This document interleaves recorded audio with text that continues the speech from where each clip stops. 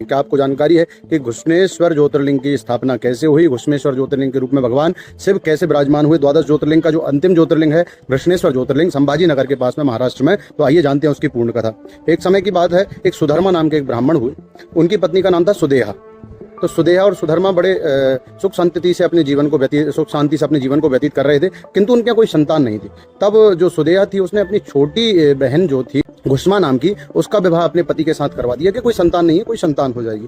तब घुष्मा नाम की जो उनकी छोटी बहन थी उसकी शादी हो गई और उसका एक सुंदर पुत्र प्राप्ति हुई उसे। वह घुष्मा जो थी भगवान शिव के 101 पार्थिव शिवलिंग बना करके उनकी पूजन किया करती थी। रोज नित्य प्रति का उसका नियम था कि अभिषेक किया करती थी भगवान का।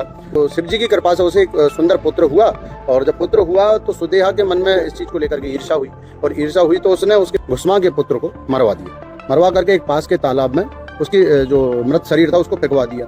किंतु अब अगले दिन जब क्या हुआ कि घुष्मा ने अपना पूजन क्रम जो पूरा था किया, भगवान का पूजन किया, और जो मिट्टी के पार्थिव शिवलिंग बनाए थे उनका अभिषेक पूजन करने के बाद उन्हें विसर्जन करने उसी पास के तालाब के पास जब वो गई तो उन्होंने देखा कि उनका पुत्र जो है वो वहां जीवित घूम रहा है। तो उन्हें इस चीज का कोई जानकारी नहीं लगी, किंतु भगवान शिव वहीं प्रकट हो गए। सरोवर के पास में भगवान शिव प्रकट हुए, और जब उन्होंने सुदेहा को दंड देना चाहा तो घुष्मा जो उसकी छोटी बहन थी उसने शिव जी से प्रार्थना की कि आप मेरी बहन को क्षमा कर दीजिए। आज शिव जी बहुत प्रसन्न हुए। उन्होंने कहा कि देखो, इसने तुम्हारे पुत्र को मरवा दिया था और एक तुम बहन हो जो इसको क्षमा करने के बारे में कह रही हो। तुम मांगो, मैं तुमसे प्रसन्न हूँ, क्या मांगना चाहती हो? तब घुष्मा, सुदेहा और जो सुधर्मा नाम के ब्राह्मण थे उन्होंने सबने मिलकर के शिव जी से प्रार्थना की कि आप यहीं विराजमान हो जाइए। तभी जो है घुश्मेश्वर ज्योतिर्लिंग वहीं विराजमान हो गए। तब से बोली कृष्णेश्वर महादेव की जय। हर हर महादेव। आज ये द्वादश ज्योतिर्लिंग की सीरीज हमारी यहीं पर समाप्त होती है। सर्वेभ्यो नमो नमः। वंदे संस्कृत मातरम। अगली सीरीज लेकर के हम बहुत जल्दी आने वाले हैं आपके लिए, तो आप हमारे चैनल को लाइक शेयर सब्सक्राइब जरूर करिए। सर्वेभ्यो नमो नमः। वंदे संस्कृत मातरम।